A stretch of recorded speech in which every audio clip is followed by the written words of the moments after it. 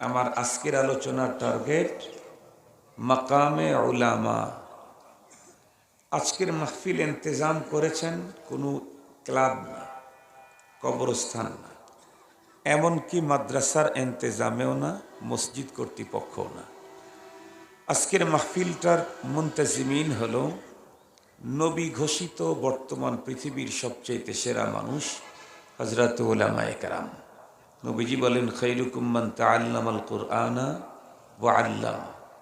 নবী ঘোষিত কোনো মন্ত্রী, মিনিস্টার, ব্যারিস্টার, লয়ার, সচিব, ব্রিগেডিয়ার, লেফটেন্যান্ট, কর্নেল, এদেশের বিদেশের, জাতিসংঘের মহাসচিব, এ জাতীয় কারো ঘোষণার কথা বলি নাই। মহানবী সাল্লাল্লাহু আলাইহি ওয়াসাল্লামের ঘোষিত সাম্প্রতিককালের সর্বশ্রেষ্ঠ মানুষ হযরত উলামায়ে কেরাম আজকের মাহফিলের মুন্তাজিম। আলহামদুলিল্লাহ বলেন।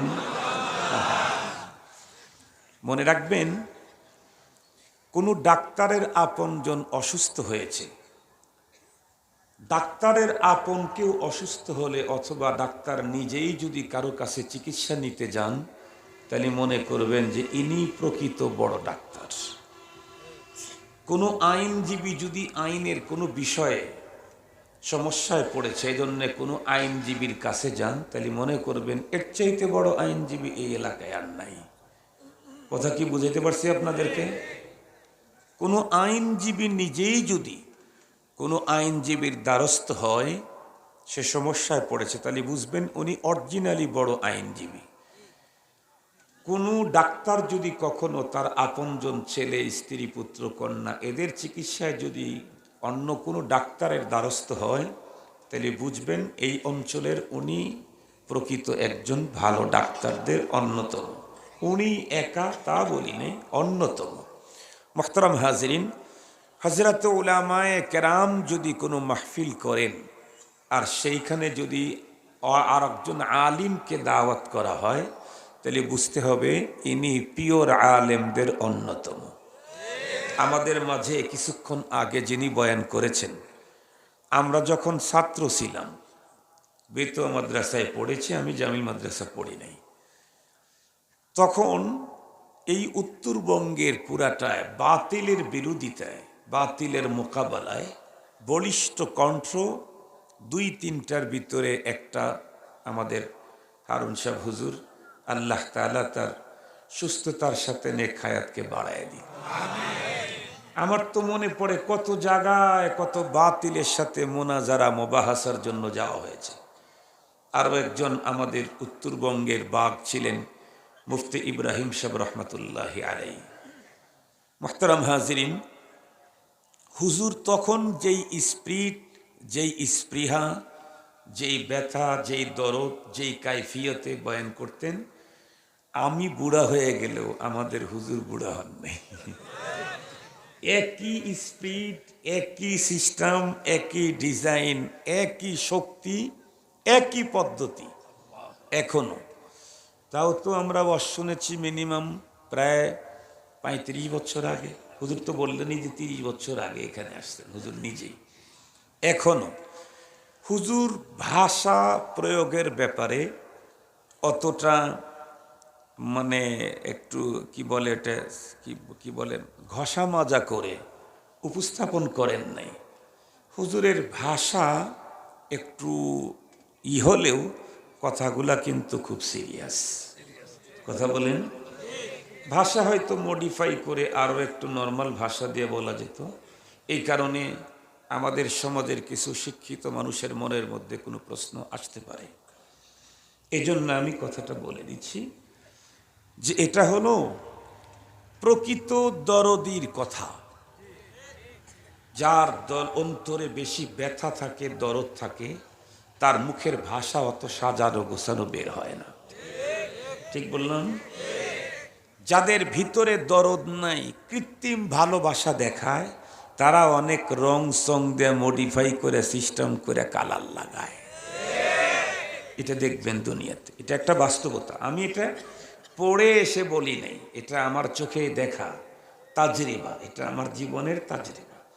আমিও তো আলহামদুলিল্লাহ প্রায় 26-27 বছর হয় বয়ান করি, প্রায় 26-27 বছর হয়ে গেল দেখতে দেখতে। এখন রিটায়ার্ডের টাইম, এই যে এখন মানুষ প্রোগ্রামের জন্য আসলে বলি যে না, যারা এখন নওজোয়ান আছে ওদেরকে দাওয়াত দেও, ওদেরকে বড় বানাতে হবে।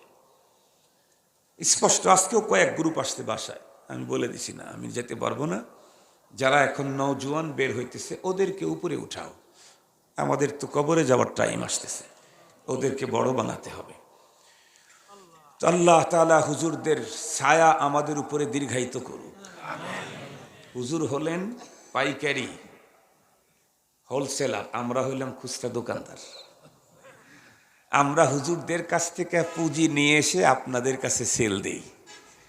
কথা কি বুঝাইতে পারছি? এই যে যত ফিলিং স্টেশন দেখেন, এরা সবাইকে দেয়, নেয় কার কাছ থেকে? ডিপুর কাছ থেকে। কথা বলেন না? এরা নেয় কোত্থেকে?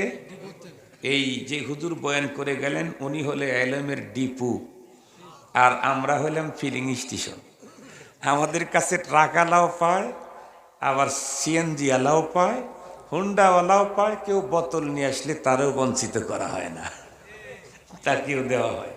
আমরা তো খুচরা দোকানদার, ওনারা হলেন হোলসেলার, ওনারা হলেন কোরআন হাদিসের ডিপু। হারুন বুখারী সাহেব হুজুর হাফিজাহুল্লাহ, আল্লাহ তাআলা আমাদের সকল আকাবির আসলাফ বুজুর্গ যারা আছেন বর্তমান, তাদের সকলের সুস্থতার সাথে নেক হায়াত বাড়ায় দিন। মুহতারাম হাজিরিন, আমার আজকের আলোচনা হলো মাকামে উলামা। মনে আছে আপনাদের? উলামায়ে কেরামের মান, শান, মর্যাদা। এই কথাটা বুঝাইতে চাইলে একটু পূর্বের থেকে কিছু কথা শুনে আসতে হবে, তাহলে পরের কথাটা খুব বেশি মজা লাগবে, আওকাফি জেহেন হবে, অন্তরের গভীর পর্যন্ত ঢুকবে। শুরুর কিছু কথাটা এমন যে আমি আশেপাশে কোনো বয়ানে বলেছি, কিন্তু পরের কথাটা একটু ভিন্ন হবে। এই জন্যে যারা অমরপুর বয়ান শুনছেন বা আরও জায়গায় বয়ান শুনছেন, শুরুর কথা শুনেই মনে মনে ভাবেন না যে আর এই অস্ত শুনছি, না না, একটু আগে যেতে দেন। ইব্তিদায়ে ইশক হায় রোতা হ্যায় ক্যা, আগে আগে চলকে দেখো হোতা হ্যায় ক্যা। ইব্তিদায়ে ইশক হায় রোতা হ্যায় ক্যা, আগে আগে চলকে দেখো হোতা হ্যায় ক্যা। একটু সবর করে শোনেন। মুহতারাম হাজিরিন, আজকে তামাম পৃথিবীতে যত মানুষ আছে, সমস্ত মানুষগুলি দুই প্রকার। এক প্রকারের মানুষ আল্লাহ রসুল, দুনিয়া, আখেরাত, আখেরাত জান্নাত জাহান্নাম মানে না। আর এক প্রকারের মানুষ আল্লাহ রসুল, আখেরাত, জান্নাত জাহান্নাম সব মানে। আমার আজকের আলোচনা হলো যারা আল্লাহ মানে, রসুল মানে, আখেরাত মানে, জান্নাত জাহান্নাম বিশ্বাস করে তাদেরকে নিয়ে। আমি যতটুকুন জানি তামাম পৃথিবীর যেই মানুষগুলি পরপারকে বিশ্বাস করে, জান্নাত জাহান্নামকে বিশ্বাস করে, এ জাতীয় প্রতিটি মানুষ পরপারে জান্নাতি হতে চায়। কথাগুলি ওমরপুরেও বলেছিলাম। কোথায় যেতে চায় বলেন? জান্নাতি হতে চায়। যারাই জান্নাত জাহান্নাম বিশ্বাস করে, এ জাতীয় একজন মানুষও পরপারে জাহান্নামে যেতে চায় না। আপনাদের আশেপাশে তো হিন্দু আছে না? দেখবেন হিন্দুর যতই রিলেটিভ, যতই কাছের, যতই কলিজার টুকরা মারা যাক না কেন, মরণের পরে হিন্দুরা কি করে?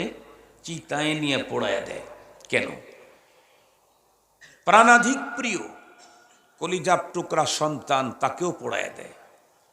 বাবা যিনি আমাকে জন্ম দিয়েছেন তাকেও পোড়ায় দেয়। বর্তমান পৃথিবীতে মানুষ যার জন্য সব ছাড়ে সেটা হলো স্ত্রী, তাকেও পোড়ায় দেয়। কেন? কারণ তাদের ধর্মীয় আকীদা বিশ্বাস হলো একজন মানুষ জীবন চলার পথে বাঁকে বাঁকে, ফাঁকে ফাঁকে সৃষ্টিকর্তার সাথে অনেক ভুল বেয়াদবি অপরাধ হয়েই থাকে। এতগুলি ভুল বেয়াদবি অপরাধ নিয়ে সৃষ্টিকর্তার সামনে যদি দাঁড়ায়, তাহলে একে নরকে যেতে হবে।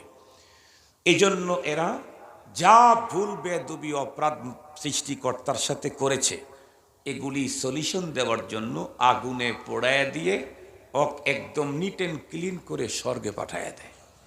কথা কি বুঝাইতে পারছি আপনাদেরকে? ওরা পোড়ায়া মূলত কোথায় পাঠাইতে চায়? তাহলে হিন্দু সেও পুড়ে হলেও স্বর্গেই যেতে চায়, নরকে কেউ যেতে চায় না।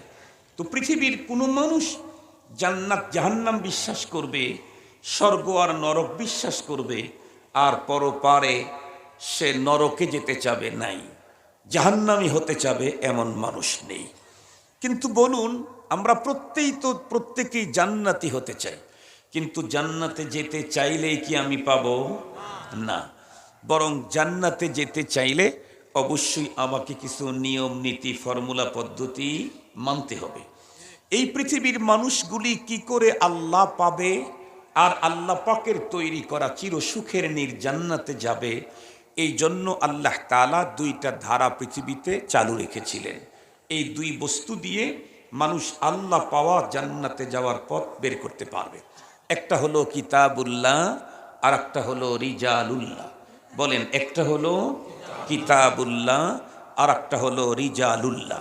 একটা হলো আল্লাহ পাক তার পক্ষ থেকে গাইড পাঠাইতেন, গাইড, যেমন আকিমুসসালাহ, আতুজ যাকাহ ওয়া আতিম্মুল হজ্জ ওয়াল উমরাতা লিল্লাহ, এগুলি গাইড। আল্লাহ তাআলা বলেন এটা করো, এটা করো, এটা করো, এটা ছাড়ো, এটা ছাড়ো, এটা ছাড়ো, ওয়া দারু মা বাকিয়া মিনার রিবা ওয়ালা তাকরাবুজ জিনা, এগুলি ছাড়ো, এগুলি ছাড়ো। খুব ভালো করে বুঝবেন। এখন আল্লাহ যে আমাকে বললেন এটা করো, এটা করো, এটা ছাড়ো, এটা ছাড়ো, এটা করব কেমনে আর ছাড়বো কেমনে, এর পথ পদ্ধতি শিখাবার জন্য আল্লাহ পাক তার গাইডের সাথে সাথে তার পক্ষ থেকে তার প্রেরিত গাইডের প্র্যাকটিক্যাল প্রশিক্ষকও পাঠিয়েছেন। সুবহানাল্লাহ বললেন না যে? আল্লাহ পাক এই পৃথিবীতে টোটাল গাইড পাঠিয়েছেন 104খানা, কিন্তু এই গাইডের প্র্যাকটিক্যাল প্রশিক্ষণ দেওয়ার জন্য প্রশিক্ষক পাঠিয়েছেন লক্ষাধিক। সুবহানাল্লাহ বলবেন না? গাইডের সংখ্যা বেশি না প্রশিক্ষকের সংখ্যা বেশি? তাহলে কি বোঝা গেল? শুধু গাইড দিয়ে দুনিয়ার কোনো মানুষ আল্লাহ পাবে না প্রশিক্ষক ছাড়া। এই জন্য প্রশিক্ষক এসেছে, গাইড আগেরটাই, নতুন গাইড দেওয়া হয়নি। আগের গাইড দিয়ে প্রশিক্ষক মানুষকে জান্নাতের পথ দেখাইছে, কিন্তু গাইড আসছে, প্রশিক্ষক আসে নাই, এমনটি আল্লাহ পাক একটাও পৃথিবীতে পাঠান নাই। এজন্যই তো আমরা বলি যে ভাই, আজকে বাংলা ভাষায় কোরআন আর হাদিসের তর্জমা তফসির ব্যাখ্যা আছে, এগুলি নিয়ে আমি ঘরের ভিতরে বসে বসে পড়ে পড়ে এখান থেকে যদি পথ খুঁজে বের করতে চাই, তাহলে রাস্তা পাওয়ার চাইতে রাস্তা হারাবার সম্ভাবনা বেশি। এটা কি শুধু আমার বক্তব্য না আল্লাহরও বক্তব্য? আল্লাহ পাক কি বলেন? ইউদিল্লু বিহি কাসীরা ওয়া ইয়াহদি বিহি কাসীরা। ইউদিল্লু বিহি আই বিল কোরআন ওয়া ইয়াহদি বিহি আই বিল কোরআন। কোরআনে পাকের দ্বারায় বহু মানুষ পথ হারাবে, এ কোরআনের মাধ্যমে বহু মানুষ পথ পাবে। এ বক্তব্য আমার না আল্লাহ? তো কোরআনে পাক দিয়ে বহু মানুষ পথ হারাবে, কোরআনে পাক দিয়ে বহু মানুষ পথ পাবে। তো এরা কারা? বলে যারা কোরআন অর্জন করবে প্রশিক্ষক ছাড়া, প্র্যাকটিক্যাল টিচার ছাড়া, তারা এ কোরআনের মাধ্যমে পথ হারিয়ে যাবে। আর প্র্যাকটিক্যাল প্রশিক্ষকের মাধ্যমে যে কোরআন জানবে সে অবশ্যই পথ পাবে। শুধু পথ পাবে না, বরং পথ নির্দেশনার ইমাম হতে পারবে। সুবহানাল্লাহ ওয়া বিহামদিহি। মুহতারাম হাজিরিন, খুব ভালো করে বুঝবেন। তাহলে দুইটা জিনিস, একটা হলো কোরআন আর একটা কি বলেন? প্রশিক্ষক, অর্থাৎ নবী। এই জন্য নবী আলাইহিস সালাম এই কথাটাই বলেন, তারাকতু ফিকুম আমরাইন, আমি তোমাদের মাঝে দুটি জিনিস রেখে গেলাম, একটা হলো কিতাবুল্লাহ আর একটা হলো সুন্নতি। একটা হলো আল্লাহর কিতাব আর একটা হলো আমার সুন্নত। এই দুইটাই লাগবে। আল্লাহকে পেতে চাইলে, জান্নাতে যেতে চাইলে দুইটাই লাগবে। বর্তমান সময়ে আমাদের এই পৃথিবীতে মুনকিরিনে হাদিসের একটা গ্রুপ বের হয়েছে, যারা আহলে কোরআন নিজেদেরকে নাম দিচ্ছে। তারা বলে কোরআন যেহেতু আছে আর হাদিস যেহেতু ওইভাবে সুরক্ষিত না, কোন কথাটা নবীজির কোনটা অন্য আরবে, এটা যেহেতু আমাদের কাছে নির্ণয় করার মতো কোনো বস্তু নেই, এ কারণে আমরা হাদিসকে ছেড়ে দিব, কোরআনের উপরে আমল করব। নাউজুবিল্লাহ বলবেন না আপনারা? সুন্নতকে ছেড়ে দিয়ে, হাদিসকে ছেড়ে দিয়ে কোরআনের উপরে আমল করার কোনো সুযোগ সে যুগেও ছিল না, সাহাবীদের যুগেও ছিল না। 1400 বছর পরে তুমি পাইবা কেমনে? সাহাবীদের যুগেও নবীকে বাইপাস করে, হাদিসকে বাইপাস করে, সুন্নতকে মাইনাস করে কোরআন মারার কোনো সিস্টেম ছিল না, সাহাবীদের যুগেই ছিল না। যে যুগে কোরআন নাজিল হয়েছে, যাদের সামনে কোরআন নাজিল হয়েছে, যাদের উপস্থিতিতে কোরআন নাজিল হয়েছে, তারাও পয়গম্বরের সুন্নাত আর হাদিস ছাড়া কোরআন বোঝে নাই। তুই 1400 বছর পরে এসে পয়গম্বরকে বাদ দিয়ে, সুন্নাত আর হাদিসকে বাদ দিয়ে কোরআন বুঝবি, নিঃসন্দেহে ইবলিসি আর শয়তানি ছাড়া কিচ্ছু না। মুহতারাম হাজরিন, শব্দটা একটু হঠাৎ করে আমার মুখ থেকে তাসামু হয়ে গেছে। আমি তুই শব্দ ব্যবহার করি না, হঠাৎ করে বের হয়ে গেছে আর কি। বয়ানের ভিতরে তুই শব্দ ব্যবহার আমি করি না, হঠাৎ করে বের হয়ে গেছে। আল্লাহ তাআলা মাফ করে দিক। মুহতারাম হাজরিন, তাহলে কয়টা লাগবে? আমি যদি আল্লাহকে পেতে চাই, জান্নাতে যেতে চাই, কয়টা লাগবে? এক নাম্বার কি, আর একটা কি? হাদিস বা সুন্নাত। মুহতারাম হাজরিন, দুইটার উপরে আমি কথা বলবো না। আমার মূল টার্গেট হলো মাকামে উলামা। মুহতারাম হাজরিন, এটা আমার টার্গেট। আমি শুধু কোরআনের ব্যাপারেই কথা বলি। তাহলে কোরআন তো আমাকে মানতেই হবে, কোরআন আমাকে ধরতেই হবে। তো কোরআন ধরার কি অর্থ? কোরআন আমাকে ধরতেই হবে, কোরআন মজবুত করে ধরতে হবে। ওয়াতাসিমু বিহাবলিল্লাহি জামিআ ওয়ালা তাফাররাকু আদ্দু আলাইহা বিন্নাওয়াজিস। মজবুত করে কোরআন ধরতে হবে। তো কোরআন ধরার অর্থ কি? ঢাকা শহরে ঢুকে, বাংলা বাজারে ইসলামিক টাওয়ারে ঢুকে বর্তমান পৃথিবীর লেটেস্ট সাফানো সবচেয়ে উন্নত মানের কোরআনের একটা কপি 1.5 লাখ টাকা দিয়ে খরিদ করে আমার বহুতল ভবনের সর্বোচ্চ তলায় সবচেয়ে উন্নত, সুরক্ষিত, সুন্দর গ্লাস বেষ্টিত কোনো একটা জায়গাতে এয়ার ফ্রেশের স্প্রে করে আল্লাহর কোরআনটা রেখে দিলাম। সপ্তাহে 1 দিন 2 দিন চুমু খেলাম, মাঝে মাঝে একটু পড়লাম, কখনো কখনো একটু বুকে নিলাম, বাস কোরআন ধরা হয়ে গেল। ভালো করে বুঝে বলবেন, কোরআন ধরা হয়ে গেল। আল্লাহকে পেতে চাইলে, জান্নাতে যেতে চাইলে দুইটাই লাগবে, কোরআনও লাগবে, সুন্নাহও লাগবে। সুন্নতের কথাটা আজকে বলতেছি না, কোরআনের কথাটাই বলি। কোরআন ধরতে চাইলে 4 কাজ করতে হবে। কয় কাজ? এই 4 কাজ যেই লোকটা কমপ্লিট করলো সে হলো পুরাপুরি কোরআন ধরলো। এই 4 কাজ যে পুরাপুরি করে নাই সে পুরাপুরি কোরআন ধরতে পারে নাই। 1 নাম্বার, আল্লাহর কোরআন পড়তে হবে। 2 নাম্বার, কোরআন বুঝতে হবে। 3 নাম্বার, কোরআনের জীবন গঠন করতে হবে। 4 নাম্বার, মৃত্যু পর্যন্ত কোরআনের রাজ কায়েমের জন্য চেষ্টা চালিয়ে যেতে হবে। আবারও বলছি 1 নাম্বার, আল্লাহর কোরআন পড়তে হবে, শুদ্ধ, কমপক্ষে বিশুদ্ধ হলে তো আরো ভালো। 2 নাম্বার, কোরআন বুঝতে হবে। 3 নাম্বার, কোরআনের জীবন গঠন করতে হবে। 4 নাম্বার, মৃত্যু পর্যন্ত কোরআনের রাজ কায়েমের জন্য যার যার অবস্থান থেকে চেষ্টা চালিয়ে যেতেই হবে। পারা আর না পারা সেটা আমার বিষয় না। আস-সাইয়ু মিন্না ওয়াত তাওফীকু মিনাল্লাহ। তাহলে এই 4 কাজটা যে ব্যক্তি কমপ্লিট করলো সে হলো পুরা কোরআনকে ধরলো। 1ম নাম্বারই কোরআন পড়তে হবে। এটাই দেখি বর্তমান আমাদের সমাজে যত পার্সেন্ট মুসলমান আছে এর ভিতরে আল্লাহর কোরআন তেলাওয়াত শুদ্ধ করে করতে পারে কত পার্সেন্ট? কথা বলেন না কেন? কোরআনের রাজ কায়েমের জন্য চেষ্টা করা তো 4 নাম্বার। কোরআনের রাজ কায়েমের জন্য চেষ্টাও তো 4 নাম্বার। 1ম নাম্বার, কোরআনে পাকের তিলাওয়াত। বলুন তো দেখি, আমার সমাজের মুসলমান যারা আছে 100 জনের ভিতরে কত পার্সেন্ট আল্লাহর কোরআন শুদ্ধ তেলাওয়াত করতে পারে এবং প্রতিদিন তেলাওয়াত করে? কথা বলেন। কি এর 5%? আপনি আপনার অঞ্চলে কালকেই খোঁজ নিয়ে দেখেন, গ্রামের ভিতরে 500 জন মানুষ যদি থাকে 5 জনও কোরআন শরীফ প্রতিদিন পড়ে নাকি খুঁজে পাবেন না। আমি কোরআন তেলাওয়াত জানি, শুদ্ধ জানি, অনেকটা বিশুদ্ধও জানি। হুজুর হাফেজ সাহেব, আরো হাজার হাজার হাফেজ আছে। কিন্তু এই যে এক জানোয়ার আবিষ্কার হয়েছে পৃথিবীতে,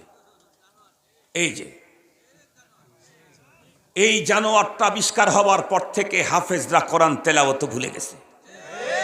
তেলাওয়াতের টাইমটা এটার পিছনে ব্যয় করে। হাফেজরা কোরআন তেলাওয়াত ভুলে গেছে। আমরা তো হাফেজই না, আলেমরা কোরআন তেলাওয়াত ভুলে গেছে। কন্টিনিউ প্রতিদিন কোরআন তেলাওয়াত করার মতো আলেম গুনলে আপনি 100 জনের ভিতরে 10 জন খুঁজে পাবেন না। পাবলিক তো কোরআন তেলাওয়াত জানেই না। আল্লাহর মদদ চান, জালেমের জুলুম থেকে মুক্তির জন্য আল্লাহর মদদ চান। আল্লাহর কোরআন ধরছেন কয়জন? ধরছি কয়জন? আমরা কয়জন ধরছি? এই এলাকায় 100 জনের মধ্যে 99 জন যদি বিএনপির হয় আর একজন যদি আওয়ামী লীগের হয়, তাহলে মাননীয় প্রধানমন্ত্রী উন্নয়নের যত টাকা সব এলাকায় দিয়ে দিবে।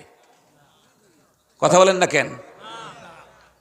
এই এলাকার ভিতরে যদি 99 জন আওয়ামী লীগ হয় আর বিএনপির চেয়ারপারসন যদি প্রধানমন্ত্রী হন, 1% যদি এলাকায় বিএনপি হয়, তাহলে বিএনপির চেয়ারপারসন দেশের উন্নয়নের সবচেয়ে বড় বাজেটটা এই অঞ্চলে দেবে। আপনি যদি এমনটি দিতে চান না, তো মালিকের কাছ থেকে পেতে চান। মুসলমান অমুসলিমের কথা বলতেছি না তো, শতকরা 5% মুসলমান কোরআন শরীফ তেলাওয়াত জানে না, শুদ্ধ জানেই না। যারা জানে তাদের 1%, 100 জনের ভিতরে 10 জন কন্টিনিউ কোরআন তেলাওয়াত করে না। অথচ কোরআন ধরতে চাইলে, আল্লাহকে পেতে চাইলে কোরআন লাগবে। কোরআনকে বাইপাস করে, মাইনাস করে আল্লাহ পাওয়ার কোনো স্বপ্ন দেখা যায় না। আমরা তো কোরআনের রাজ কায়েমের জন্য অনেক চেষ্টাই করি, কিন্তু কোরআন প্রথম ধরতে যাই কাজটা সেখানে নাই, 4 নম্বরে আছে। 4 নম্বরে দিলে কি হয় তা জানেন? হুন্ডা চালাইছেন আপনারা? হুন্ডা চালাইছেন কখনো? আমি সাইকেল, ভ্যান, রিক্সা, হুন্ডা, প্রাইভেট, ট্রাক এগুলো চালাইতে পারি। এখন আমি নিয়ত করছি, আল্লাহ তৌফিক দিলে ইনশাল্লাহ হেলিকপ্টার চালানোর যদি কোনো সুযোগ আছে আমি এটা শিখব, আল্লাহ যদি আমার তৌফিক দান করে। এবং যেগুলা নাম বললাম এগুলা সব আমার ছিল, অনেকগুলা আছে। আমার কিছু রিক্সা কিনেও ভাড়া দেওয়া ছিল, ভ্যান কিনেও ভাড়া দেওয়া ছিল, এগুলা সব আমার আছে আলহামদুলিল্লাহ। আমি এগুলো চালাইতে পারি, আগামী দিনে ওগুলো চালাবো। তো যেটা বলতেছিলাম, হুন্ডা স্টার্ট দিয়ে 4 নাম্বার গিয়ার ফেলে যদি আপনি পিক আপ টানেন, তাহলে সাথে সাথে অফ। কথা বলেন না কেন? সাথে সাথে অফ না? কি করতে হবে? প্রথম গিয়ার আগে মারতে হবে, এরপরে পিক আপ টানতে হবে, এরপরে দ্বিতীয় গিয়ার, এরপরে আবার আরো পিক আপ টান, এরপরে তৃতীয় গিয়ার, এরপরে আরো পিক আপ টানবেন, এরপরে চতুর্থ গিয়ার। এখন যত পিক আপ টানতে পারেন, প্রয়োজনে হুন্ডা আপনাকে ফালায় দিয়ে তাও একাই যাবে, তো দাঁড়াবে না, ও দাঁড়াবে না। কিন্তু স্টার্ট করার পরে প্রথমেই 4 নাম্বার গিয়ারে দিয়ে যদি পিক আপ টান দেন, কটস করে সাথে সাথে বন্ধ। আমরা মুসলমান আল্লাহ পাকের কাছে মদদ চাই, জালেমের জুলুম থেকে বাঁচতে চাই, কিন্তু কোরআনে পাককে ধরতে চাই না। মরার পরে জান্নাতও চাই, দুনিয়াতে সুখও চাই, কিন্তু কোরআনুল কারীমকেই ধরতে রাজি নাই। ধরতে চাইলে তো প্রথম হলো কোরআনে পাকের শুদ্ধ তেলাওয়াত। মুহতারাম হাজরিন, খুব ভালো করে বুঝবেন, কোরআনুল কারীমের তেলাওয়াত শিখা এটা জিম্মাদারি না তেলাওয়াত করতে হবে? করতে হবে। 1 নাম্বার কোরআনে পাকের তিলাওয়াত করা। এখন আমি আপনাদেরকে জিজ্ঞাসা করতে চাই, পৃথিবীর কেউ যদি কোরআনুল কারীমের তেলাওয়াত শিখতে চায়, শুদ্ধ করে তেলাওয়াত শিখতে চায়, তাহলে সে ঘরের ভিতরে একা একা বসে বসেই তো শিখতে পারবে? কোনোদিন, কোনো দেশে, কখনোই, কোনো কালে কার কাছে যেতে হবে? হয় হাফেজ, না হয় কারি, না হয় আলেম। হয় হাফেজ, না হয় কারি, না হয় আলেম। এই 3 শ্রেণীর বাইরে আর কোনো জায়গা থেকে কোরআন ধরতে গেলে প্রথম পদক্ষেপে তিলাওয়াত। এই তিলাওয়াত অর্জন করার যোগ্যতা পৃথিবীর কেউ কোনোদিন অর্জন করতে পারে না। মুসলমান ভাইরা আমার কথা ভালো করে বুঝবেন।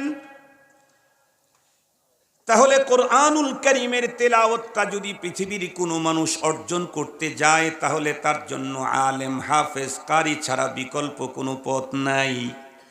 এবারে আসুন, 2 নাম্বার, কোরআনুল কারীমটাকে ধরতে চাইলে আল্লাহর কোরআন বুঝতে হবে। আল্লাহ পাকের কোরআন যদি পৃথিবীর কোনো মানুষ বুঝতে চায়, নিরাপদ পদ্ধতিতে সহি বুঝ অর্জন করতে চাইলে সেই ক্ষেত্রেও বন্ধুরা আমার আলেম ছাড়া বিকল্প কোনো পথ নাই। কোরআন বুঝতে চাইলেও আলেম লাগবে। বর্তমান আমার দেশের কোনো মানুষ আল্লাহর কোরআন বুঝতে চাইলে দুইটা পদ্ধতি আছে। একটা হলো অরিজিনাল পদ্ধতি বন্ধুরা আমার, নিরাপদ পদ্ধতি, আর একটা হলো সুবিধাজনক পদ্ধতি কিন্তু ঝুঁকিপূর্ণ পদ্ধতি। অরিজিনাল নিরাপদ পদ্ধতি হলো কোনো হক্কানি রব্বানি বিচক্ষণ বিজ্ঞ প্রশিক্ষণপ্রাপ্ত হক্কানি মুহাক্কিক আলেমের কাছে গিয়ে আমি আল্লাহ পাকের কোরআনকে বন্ধুরা আমার বুঝে নেব, এটা হলো নিরাপদ অরিজিনাল পদ্ধতি। আর একটা হলো না না, কোনো আলিমের কাছে যাওয়ার মতো টাইম আমার নাই, আমার রুচিও নাই। আমি বাংলাতে বড় বিজ্ঞ কবি সাহিত্যিক, ইংরেজিতে বড় এক্সপার্ট, উর্দুতে বড় মাহের, ফার্সিতে বড় দক্ষ, আর মার্কেটের ভিতরে বাংলাতে অনেক তফসির কিনতে পাওয়া যায়, তর্জমা কিনতে পাওয়া যায়, ইংরেজিতেও অনেক তর্জমা তফসির কিনতে পাওয়া যায়, উর্দু আর ফার্সিতেও কোরআনে পাকের তর্জমা তফসির কিনতে পাওয়া যায়। উস্তাদের কাছে আলেমের কাছে না গিয়ে মার্কেট থেকে এই জাতীয় কোরআনের তফসির তর্জমা কিনে একা একা ঘরের ভিতরে বন্ধুরা আমার অধ্যয়ন করে বুঝে বোঝা শুরু করব। আমি আগেই বলেছি এই পদ্ধতিটা বন্ধুরা আমার সুবিধাজনক হলেও নিরাপদ পদ্ধতি নয়, এটা ঝুঁকিপূর্ণ পদ্ধতি, অত্যন্ত ঝুঁকিপূর্ণ পদ্ধতি। আমি তো বর্তমান সময় আল্লাহর মেহেরবানিতে বাংলাদেশের দুইটা বড় মসজিদে জুমার নামাজ পড়াই। একটা হলো আমাদের সিরাজগঞ্জের আল আমান বাহেলা মসজিদ, বাংলাদেশে খুব নাম করছে মসজিদটা, এক জুমা পড়াই।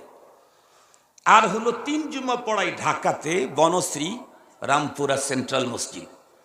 বনশ্রী সেন্ট্রাল মসজিদটা অনেক বড়। জুমাবারে ঠোঙ্গাতে এখন টাকা আসে 1.25 লাখ, প্রতি জুমায় 1.25 লাখ টাকা ঠোঙ্গায় আসে। বুঝেন মুসল্লি কি পরিমাণ। স্টাফ কোয়ার্টার যে রোড আছে, এই রোডের এক সাইড ওয়ান ওয়ে, জুমাবারে নামাজের আগে রোডের এক সাইড বন্ধ হয়ে যায়। ওইখানে তো বাংলাদেশের প্রথম শ্রেণীর শিক্ষিত এবং বড় বড় লোকেরা, একদম আপার শিক্ষিত লোকেরা ওইখানে 3 জুমা পড়াই। অনেক সময় অনেক বড় বড় কিছু শিক্ষিত লোক বলে, হুজুর সারা বাংলাদেশে যারা দিন ধর্ম নিয়ে চলে এদের ভিতরে কওমি অঙ্গনের লোকদেরকে একটু বেশি চয়েস হয় আমাদের। আলহামদুলিল্লাহ বলেন। আমাকে যদি চয়েস করে তাহলে এটা আমার খুশি না? আপনারা যদি চয়েস করে এটা খুশি না? আলহামদুলিল্লাহ। এই কথা বলার পরই আবার বলে কিন্তু, তাহলে ঝামেলা না কর বলেন তো দেখি। ভালোবাসে, চয়েস লাগে, এই কথা বলার পরে কিন্তু বললে এটা তো ঝামেলা না? ভাই কিন্তু কিসের? কিন্তু এই কওমি হুজুরদের ভিতরে একটু গোড়ামি বেশি। ইন্না লিল্লাহ। কিসের গোড়ামি? হুজুর গোড়ামি এই যে একটা কথা আপনারা বলেন, আমরা কথা বলি কি, বাংলাতে যতই দক্ষ আর এক্সপার্ট আর কবি আর সাহিত্যিক হন, আপনি যদি কবি নজরুলের চাইতেও বড় হন, আর বাংলাতে যদি কোরআনের তফসির আর তর্জমা থাকে, আলেমের কাছে না গিয়ে শুধু বই কিনে তফসির কিনে ঘরের ভিতরে সোফায় বসে বসে একা একা আল্লাহর কোরআন বুঝতে চাইলে নিরাপদ না, এটাই গোড়ামি।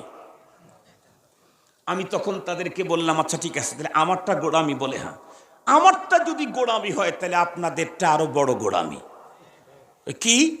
আমি বললাম আচ্ছা বলেন তো দেখি, আমাদের বাংলাদেশে মেডিকেল কলেজে আপনার ছেলেও পড়ে, আমার ছেলে পড়ে, আমার মেয়ে পড়ে, আমার কথার কথা বলতেছি, আমার ভাগ্নি পড়ে, আমার ভাস্তি পড়ে, বোন পড়ে, ভাই পড়ে। মেডিকেল কলেজের ভিতরে যেই বইগুলি পড়ানো হয় এগুলি তো সব আসমানি কিতাব। লোকেরা বলে না না না হুজুর, এটা আসমানি কিতাব না। তো এই কিতাব কে তৈরি করছে? এটা মানুষের তৈরি করা, ডাক্তারেরা বড় বড় বিজ্ঞ লোকেরা তৈরি করছেন। তাহলে এগুলো মানুষের তৈরি? বলে হ্যাঁ। কোরআন শরীফও তো মানুষের তৈরি? না না না হুজুর, কোরআন শরীফ তো আল্লাহ পাকের কিতাব, আল্লাহ পাকের প্রেরিত। মাশাআল্লাহ। মেডিকেল কলেজের ভিতরে একটা বাচ্চাকে ভর্তি করাইতে 20 থেকে 25 লাখ টাকা ব্যয় করে 6 বছর MBBS কোর্স, 4 বা 6 বছর কোর্স ডাক্তারের অধীনে থেকেই পড়লো। ডাক্তারের অধীনে নাকি মেডিকেল কলেজে ইঞ্জিনিয়াররা ক্লাস করে? কেরা ক্লাস করে? ডাক্তারেরা ক্লাস করে। ডাক্তারের অধীনে থেকে মেডিকেল কলেজে MBBS কোর্স কমপ্লিট করলো 6 বছর, এবং পরীক্ষাতে সারা বাংলাদেশের ভিতরে ফার্স্ট ক্লাস ফার্স্ট হলো। এরপরেও গভর্নমেন্টের আইন কি, আমার এই ছেলে এখন প্রেসক্রিপশন করতে পারবে না, আমার এই বোন এখন প্রেসক্রিপশন করতে পারবে না। কেন? বলে তুমি তো এতদিন পর্যন্ত থিওরি পড়েছো, এখন তোমাকে প্র্যাকটিক্যাল ইন্টার্নি করতে হবে দক্ষ যোগ্য এক্সপার্ট কোনো ডক্টরের কাছে থেকে, তার কাছে থেকে তোমাকে ইন্টার্নি করতে হবে। রোগের মাত্রা কি পরিমাণ হইলে মেডিসিন কত এমজি দিতে হয়, কোন সমস্যাতে কোন জাতীয় অ্যান্টিবায়োটিক ব্যবহার করতে হয়, ডোজ কতদিনের দিতে হয়, এগুলি হাতে কলমে ইন্টার্নি করা ছাড়া তুমি যতই ফার্স্ট ক্লাস ফার্স্ট হও, তোমাকে এখন প্রেসক্রিপশন করতে দিলে, ইন্টার্নি ছাড়া প্রেসক্রিপশন করলে তোমার রুগী সারার চাইতে মরার সিরিয়াল বড় হবে। এটা আমরা তো বলি না, এটা তো গভর্নমেন্ট বলছে। কথা বলেন না কেন? এটা আমরা বলছি কি? এটা গভর্নমেন্ট বলেছে, এটা সরকারের আইন। আমি তখন ওনাদেরকে জিজ্ঞেস করলাম, ও ভাই, মেডিকেল সায়েন্সের সব বইগুলা মানুষ রচনা করেছে, আর সেই বইগুলি মেডিকেল কলেজে গিয়ে ডাক্তারের কাছে অধ্যয়ন করলো আমার ছেলে 6 বছর, এরপরে সারা বাংলাদেশে ফার্স্ট ক্লাস ফার্স্ট হলো, তারপরেও প্রেসক্রিপশন করতে গেলে যদি সারার চাইতে মরার সিরিয়াল বড় হয়। কোরআন তো দুনিয়ার কোনো পণ্ডিতের আবিষ্কার না, কোরআন তো আসমানি কিতাব। এই কিতাবটা উস্তাদের কাছে বুঝবে না, নিজে শুধু বই কিনে ঘরের ভিতরে পড়ে পড়ে ধর্মীয় প্রেসক্রিপশন যদি করা শুরু করে, ওর প্রেসক্রিপশনের দ্বারায় মানুষ পথ পাওয়ার চাইতে গোমরা হওয়ার সিরিয়াল বড় হয়। এটা আমাদের অভিজ্ঞতা, এটা আমাদের চোখে দেখা। এখনো 50 বছর হাফ সেঞ্চুরি আমার হয়নি, হাফ সেঞ্চুরি আমার হয়নি, এখনো 50 বছর পূর্তি হয়নি।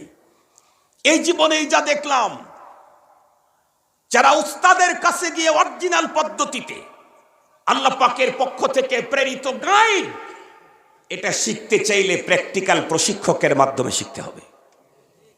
সিস্টেমই আল্লাহ পাক নাজিল করেছেন 2টা। প্র্যাকটিক্যাল গাইড যদি কেউ অর্জন করতে চায় ডাইরেক্ট, তাহলে ওরা যখন পরবর্তীতে প্রেসক্রিপশন করা শুরু করে দিয়েছে, ওরা শুধু গোমরা হয় নাই, বরং পুরা গোমরা জাতির ইমাম হয়ে গেছে ওরা। এই জাতীয় ইমামদের নাম বলবো, কষ্ট পাবেন। গোমরা ইমামদের নাম বলবো, কষ্ট পাবেন। কষ্ট দিতে চাই না, না দরকার নাই, এমনি বুঝে ফেলেছেন অনেক। বহু গোমরা আছে যারা প্র্যাকটিক্যাল প্রশিক্ষক হাক্কানি উলামায়ে কেরামের কাছ থেকে দিন শিখে নাই, নিজেরা পড়ে পড়ে তারপরে দিনের কথা দুনিয়াতে বিস্তার করতে গেছে। এরা কথা বললেই সমস্যা হয়, কথা বললেই ভুল হয়।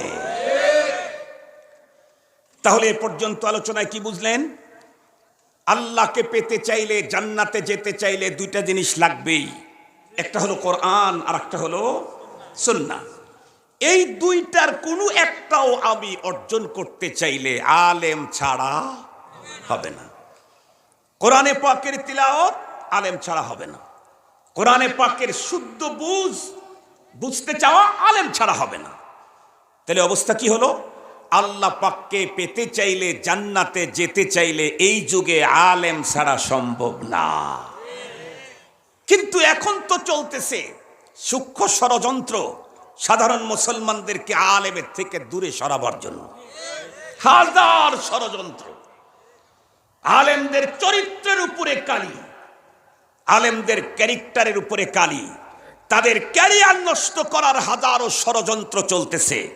আমরা দীপ্ত কণ্ঠে শপথ গ্রহণ করে বলতে পারি, এ পৃথিবীর মুসলিম উম্মাহ, এ পৃথিবীর মুসলিম উম্মাহ, তোমরা জেনে রেখো, তামাম দুনিয়ার সকল মানুষ সম্মিলিত প্রচেষ্টায় যদি আলেমদের বিরুদ্ধে ঐক্যবদ্ধ হয়ে যদি দুনিয়াতে কাজ করে, আর এর কারণে যদি সাধারণ মুসলমান আলেমদের থেকে দূরে চলে যায়, আলেমদের কিছুও হবে না, কচুও হবে না, তবে সাধারণ পাবলিকের যা লস হবে দুনিয়া আখেরাতে তা পূরণ করতে পারবে না। আমার এই 2 দাবির উপরে 2টা প্রমাণ দিয়ে আমি আমার বয়ান শেষ করব। আমি বলছি আলেমের কিছু হবে না, কচুও হবে না, তবে সাধারণ মুসলমানের কোনো গতি থাকবে না দুনিয়া এবং আখেরাতে আলেম থেকে দূরে চলে গেলে। কেমনে? আমি একটা মিসাল দিলে খুব ভালো বুঝবেন। ধরে নেন, আল্লাহ না করুক, আমাদের ভিতরে কোনো একজন অসুস্থ হয়ে গেছে, আর অসুস্থতাটা বড় সিরিয়াস, সব ডাক্তার বলছে অপারেশন ছাড়া কোনো গতি নেই। এখন অপারেশনের জন্য কি ডাক্তার লাগে? Surgeon doctor. যেই লোকের অপারেশন সার্জেন ডাক্তার ছাড়া কোনো পীর, কোনো বুজুর্গ, কোনো বক্তা দিয়ে অপারেশন চলে না।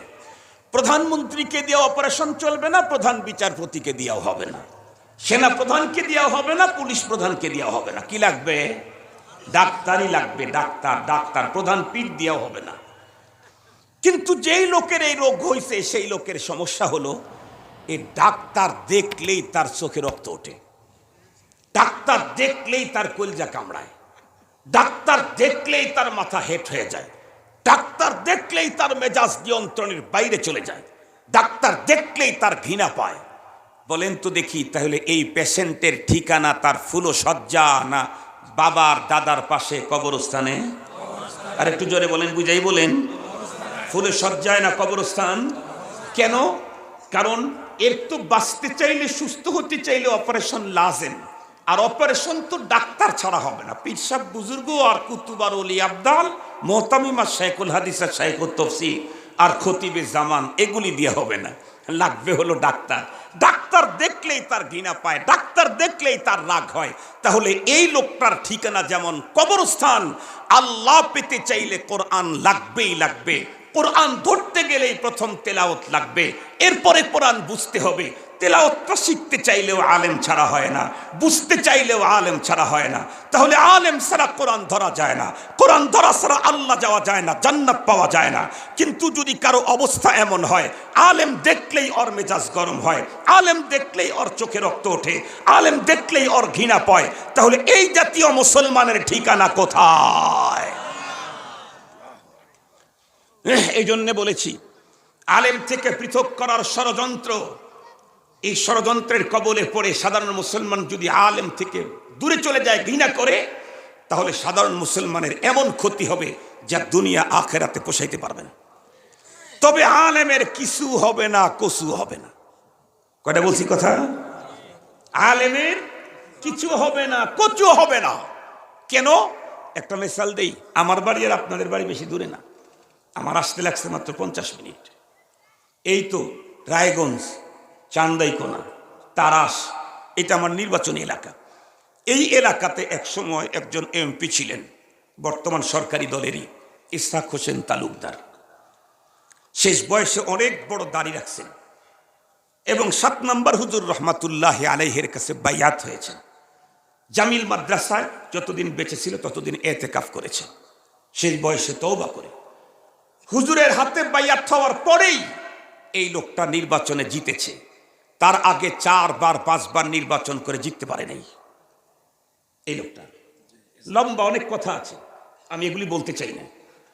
এই লোকটা যখন মারা গেল, তখন তো সিস্টেম একটু উন্নত মানের, টিকিট পাইলেই এমপি, নির্বাচনের দরকার নাই। যার কারণে 17 জন ক্যান্ডিডেট এক দল থেকেই। তার ভিতরে আমার দূর সম্পর্ক এক মামাতো ভাইও আছে। আমি তো ওয়াজ কালাম করি, দূরে থাকি, আসি 3টায়, বের হয়ে যাই, ফজর পরে ঘুমাই, তারপরে গাড়ি 2টায় বের হয়ে যায়, কেউ আমার পায়ও না। মাঝখানে আশেপাশে মাহফিল থাকলে তখন পায়। তো একদিন আমার সাথে দেখা, কয় ভাই ভাই কি? আমি দোয়া করেন, আমি কিন্তু নির্বাচন করব। তো কি নির্বাচন? এমপি নির্বাচন। এমপি সব মারা গেছে না? আমি বললাম তুমিও নির্বাচন করবে? বলে হ্যাঁ, খুব ভালো সম্ভাবনা আছে। আচ্ছা ঠিক আছে।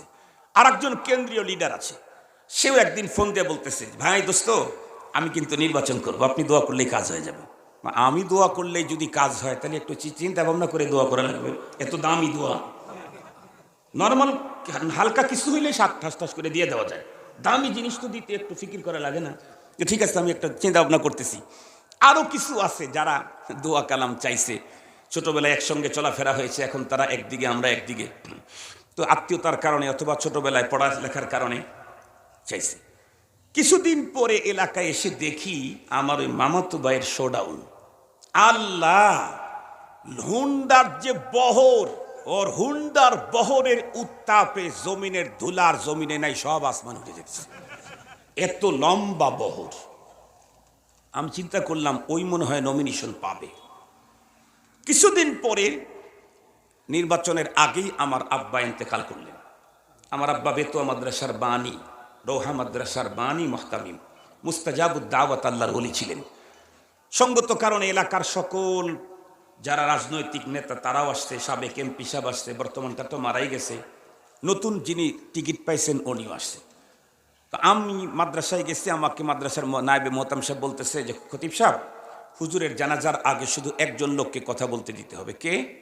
যিনি যে নমিনেশন পেয়েছেন। নমিনেশন কে পেয়েছে? গাজী মোহাম্মদ আমজাদ হোসেন মিলন, উনিও মারা গেছে। আমি আবার এই লোকের নাম জীবনে শুনি নাই, অথচ আমার নির্বাচনী এলাকায় উনি এমপি। আমি যে তো শুনি নাই, তাহলে আমার মতো গাদা তো আরো 2-4 হাজার থাকতেই পারে যারা ওনার নামই শুনি নাই। আমি অবাক, যার নামই শুনি নাই, অন্যগুলোর নাম শুনছি কিন্তু ওনার নামটা আমি শুনি নাই। উনি অবশ্য উপজেলা চেয়ারম্যানও ছিলেন তারাশে, আমি জানি না হয়তো। পরে শেষ পর্যন্ত উনি আসলেন, কিছু কথা বললেন, আব্বার জানাজা হয়ে গেল। পরবর্তীতে আমি একজনকে জিজ্ঞেস করলাম, কি ব্যাপার, এত বড় বড় লোক থাকতে উনি নমিনেশন পেলেন কেমনে? এক একজনের যে showdown, lockdown, up down, shutdown, কত ডাউন আমাদের দেশে হয় না, যেগুলো দেখলাম, কিন্তু এর তো কিছুই দেখলাম না। তখন একজন বলল, সত্য মিথ্যা আল্লাহ ভালো জানে, সে বলল যে দেখেন, 17 জনের ভিতরে 12 জন এলাকাতেই বাদ, 5 জনকে ম্যাডাম ডেকেছিলেন মাননীয় প্রধানমন্ত্রী, তাদের সাথে একান্তে কথা বলেছেন। তার ভিতরে শুধু এই মামা আমজাদ হোসেন মিলন সাহেব এমন কিছু কথা বলেছেন যেটা মাননীয় মন্ত্রীর অন্তরে আঘাত লেগেছে, রেখাপাত করেছে। সেটি হলো, উনি বলছেন, আমি মাননীয় মন্ত্রী, আমি তেমন কিছু করতে পারি নাই জীবনে, দলের জন্য না, আমার জন্য না, তবে আমি এতটুকুন কাজ করেছি, ছোটবেলা থেকে বঙ্গবন্ধুর আদর্শকে অন্তরে স্থাপন করে আজ পর্যন্ত ওই দল নিয়েই আসি, দুঃখ আর সুখে, ক্রাইসিস পিরিয়ডেও। আর আমি বঙ্গবন্ধুকে আমার এই চলন বিল থেকে উন্নত সুন্দর সুন্দর মাছগুলা নিয়ে আমি খাওয়াইতাম। এখন বলেন, আমি যদি আমার বাবার যোগ্য প্রকৃত সন্তান হয়ে থাকি, আমার আব্বা ইন্তেকালের পরে আমার আব্বার প্রতি কেউ ভালোবাসা দেখিয়েছে, কথা বললে আমি দুর্বল হব না? আমার চোখে পানি আসবে না? আমি যদি বাবার প্রকৃত সন্তান হয়ে থাকি, আসবেই চোখে পানি। উনি সঙ্গত কারণেই দেখছেন যে আরে আমার সাথে তার সম্পর্ক গভীর না হলেও আমার বাবার সাথে তার সম্পর্ক গভীর। বাবার সাথে সম্পর্ক গভীর হইলে পোলায় তো কোনো সাবজেক্টই না, কথা বলেন না কেন? উনি বলছেন, ঠিক আছে, তাহলে নমিনেশন আপনাকেই দিয়ে দেওয়া হলো। কি বুঝলেন? এই আমাদের বাংলাদেশের মুসলমান কি বুঝলেন? তৃণমূল পর্যায়ে শোডাউন, লকডাউন, আপডাউন আর শাটডাউন এগুলি করে লাভ নাই, জমিনের ধুলা আসমানে তোলায়াও লাভ নাই যদি কেন্দ্র দখলে না থাকে, মূল জায়গা যদি আপনার পক্ষে না থাকে। তৃণমূল পর্যায়ে তো এক একজনের শোডাউনে মনে হলো ওরা নির্বাচনের আগে এমপি, কিন্তু শেষ পর্যন্ত হইল কে? কেন্দ্র থেকে যার নাম ঘোষণা এসেছে সে। মনে রাখবেন, তাম পৃথিবীর সর্বত্র যদি আলেমের বিরুদ্ধে 1000 রকমের কুৎসা রটানো হয়, তাতে আলেমের কিছু হবে না, কচু হবে না। কেন? তোমাদের বক্তব্যে আলেমের কিছুই যায় আসে না, মহাকেন্দ্র থেকে ঘোষণা আছে আলেমের পক্ষে।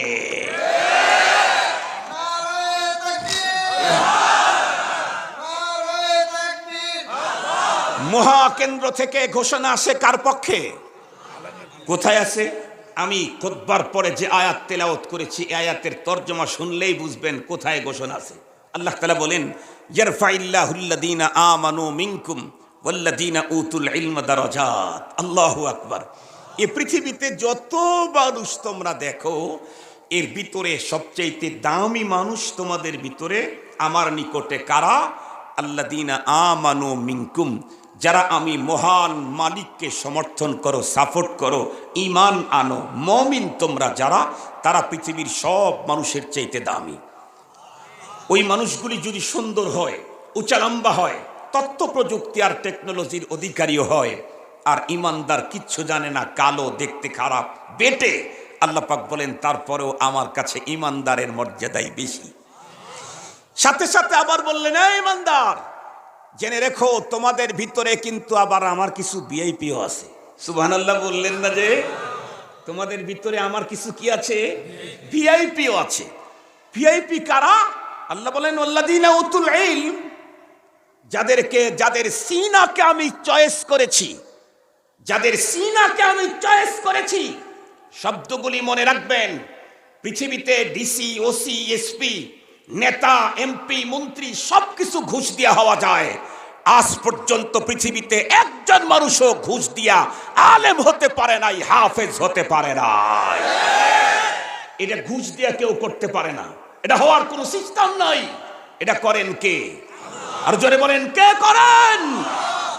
আল্লাহ পাক রব্বুল আলামিন যাদের সিনাকে তার কোরআনের হেফাজতের জন্য চয়েস করেছেন, তাকে আপনি না চয়েস করলে আলেমের কচুও হবে না, কিছুও হবে না।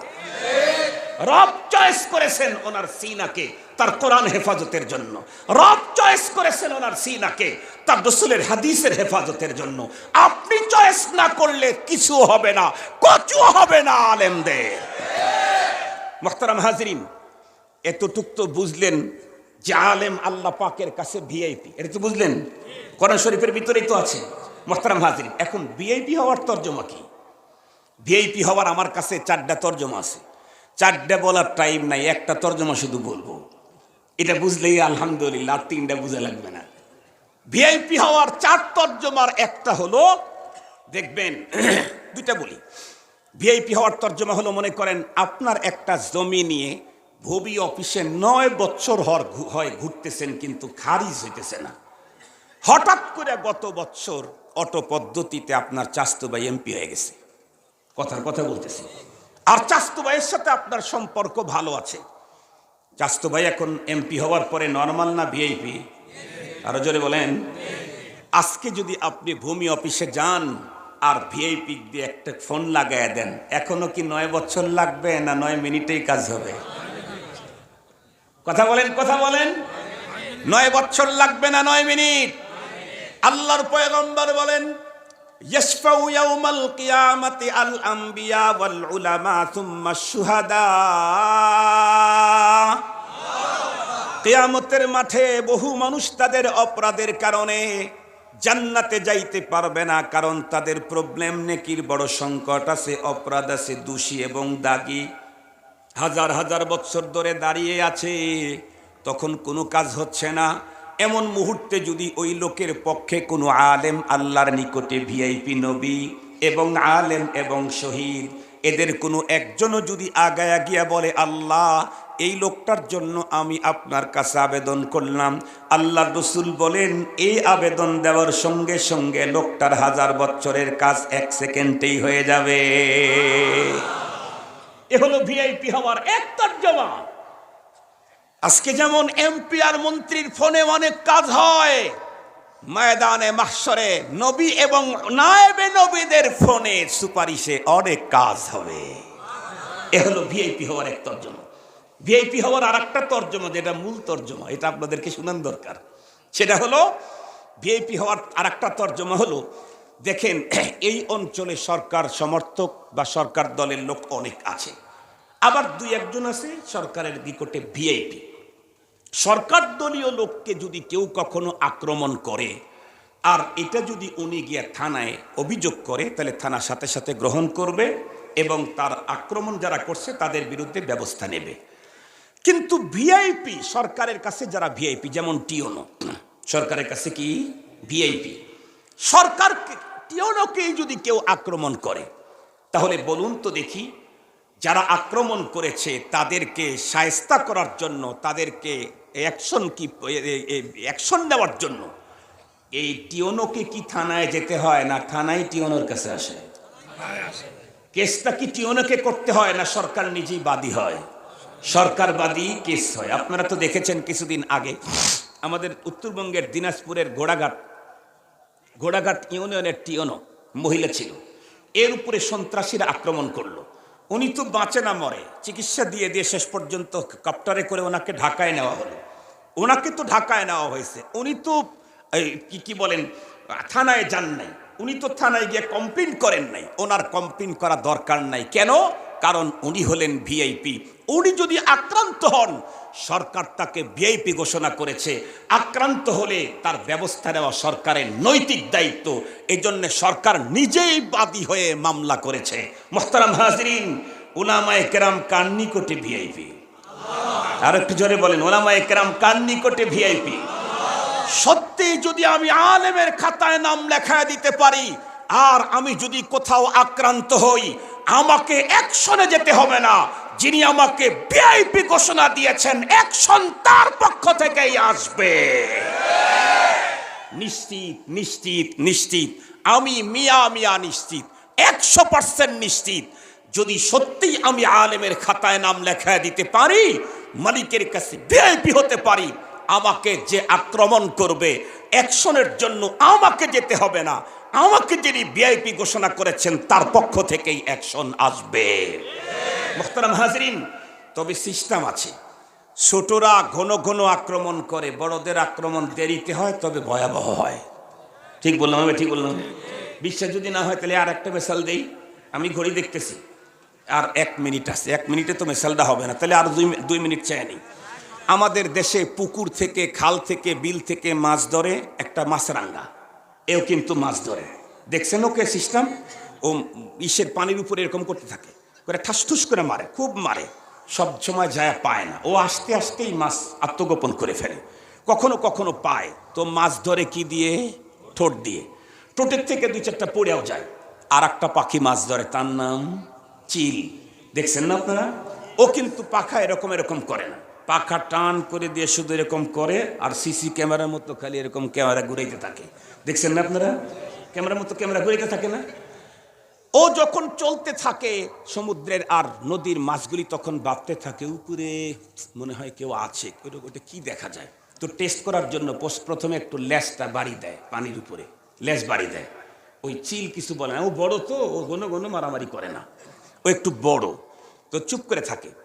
এরপরেও যখন দেখলো কি রে লেজ দেখালাম, কিছু বলে না, তখন আবার একটু মুখটা উঠায় ক্রিটিসাইজ করে হাসি দেয়, মুখটা বের করে। চিল তখনও কিছুই বলে না। ও যখন চিন্তা করলো, লেজ দেখাইলাম কিছু বললো না, হাসলাম তাও কিছু বললো না, আসলে এর কোনো পাওয়ারই নেই। এখন বডি বের করে চলো, দুনিয়াটা মজা ভরে দেখো। একদম পুরা বডিটা তখন বের করে পানির উপরে যখন চলতে থাকে, চিল তখন বলে, লেজ দেখাইছস, কিছু বলি নাই। মুখ বের করে ক্রিটিসাইজ করে সালাম দিলি, তাও কিছু বলি নাই। এখন বডি দেখাইতেছস, আর রক্ষা নাই। এইবার যখন ছৌ মারে, বলেন তো দেখি, মুখ দিয়া না পা দিয়া? আর একটু জোরে বলেন। আপনারা কি দেখেছেন? আমি আমার জীবনে বহুবার দেখেছি, ওরা পা দিয়া যদি কোনো মাছের কোনো অংশটা ধরতে পারে, মাছ যত ওজনেই হোক, প্রয়োজনে যতটুকুন ধরছে ওর পা দিয়ে অতটুকুন ছিঁড়ে আসবে, কিন্তু ও কখনো ছাড়তে জানে না। মাছরাঙ্গার তুলনায় চিল একটু বড় হওয়ার কারণে যদি ওর ধরাটা একটু দেরিতে হয়, তাহলে রব্বুল আলামিনের ধরা তো আরো একটু দেরিতেই হওয়ার কথা। তবে ধরবেন যেদিন, সেদিন কাউকে। ইন্না বাতশা রাব্বিকা লাশাদীদ। এজন্য আপনাদেরকে বলে গেলাম, আপনার মর্নিং মক্তবের যে হুজুর আম্মা পড়ায়, ও মর্নিং মক্তবের কারি সাহেব হলেও আল্লাহর নিকটে ভিআইপি। আপনার গ্রামের মসজিদের যিনি মুয়াজ্জিন, আলিম মুয়াজ্জিন, নর্মাল পাবলিক মুয়াজ্জিন না, আলেম মুয়াজ্জিন, ও আপনার গ্রামের মসজিদের মুয়াজ্জিন হলে কি হবে? আল্লাহর নিকটে ভিআইপি। আপনার মসজিদের যে ইমাম আলিম, ও আপনার মহল্লার মসজিদের ইমাম হলে কি হবে? আল্লাহর নিকটে ভিআইপি। আপনার মাদ্রাসার নাজরা বিভাগের উস্তাদ, নাজরা বিভাগের কারি সাহেব হলে কি হবে? আল্লাহর নিকটে ভিআইপি। আপনার মাদ্রাসার হিফজখানার উস্তাদ, ও হিফজখানার ছোট ছেলেদেরকে পড়াইলে কি হবে? আল্লাহর নিকটে ভিআইপি। আপনার মাদ্রাসার মুহতামিম, ছোট্ট মাদ্রাসা হলে কি হবে? আল্লাহর নিকটে ভিআইপি। নাজিমে তালিবাত আল্লাহর নিকটে ভিআইপি। দারুল ইকামা আল্লাহর নিকটে ভিআইপি। উলামায়ে কেরাম আল্লাহর নিকটে ভিআইপি। খবরদার, মালিকের আক্রমণ থেকে যদি বাঁচতে চান, কোন মক্তব, মাদ্রাসার, মসজিদের আলেমদের উপরে কখনো আক্রমণ করতে যাবেন না, কখনোই না। ইন্না বাতশা রাব্বিকা লাশাদীদ। আলেম ছাড়া এই যুগে আপনি আল্লাহ পেতে পারেন না, জান্নাতে যেতে পারেন না। আল্লাহ পাকের খাজা থেকে বাঁচতে চাইলে আলেমদের প্রতি শ্রদ্ধার ভালোবাসা ছাড়া কোনো গতি নেই। আল্লাহ পাক আমাদের সকলকে আলোচিত কথা বুঝা, হৃদয়ঙ্গম করা, আমল করার তৌফিক দান করুক। ওয়া আখিরু দাওয়ানা আলহামদুলিল্লাহি রাব্বিল আলামিন। 1 মিনিট বেশি হয়েছে। হুজুরকে এখন কি কাজ? আপনি দোয়া করে দিন, দোয়া করে দেব। এ ভাই বসেন বসেন বসেন। তামাম পৃথিবীতে মুসলমান বড় কঠিন দুরবস্থায় আছে। বিশেষ করে ইন্ডিয়ার মুসলমানদের অবস্থা আরও জটিল। কাশ্মীরের মুসলমানদের অবস্থা বড় ভয়াবহ, তারপরে ফিলিস্তিনের মুসলমানদের অবস্থা জটিল। তামাম দুনিয়ার মুসলিম মুসলমানদের জন্য আমরা দোয়া করব, আমাদের জন্য দোয়া করবেন, কারাবন্দি আলেম যারা আছে তাদের জন্য দোয়া করবেন, পারবেন তো ইনশাআল্লাহ? যারা আছে আল্লাহ তাআলা তামাম দুনিয়াতে যারা দ্বীনের দাওয়াতের কাজ করে, যারা খেতাবতের কাজ করে, দ্বীনি আলোচনা করার জন্য যেমন কণ্ঠ, যেমন ইলম, যেমন হিকমত, যেমন ইখলাস, যেমন ভাষা, যেমন উপস্থাপনা, যেমন সুস্থতা দরকার, সব যেন আল্লাহ আমাকে দেন, সকলকেই দান করেন। আর মজদুম কারাবন্দি উলামায়ে কেরামদেরকে যেন আল্লাহ তাআলা দ্রুত আমাদের মাঝে ফিরিয়ে দেন।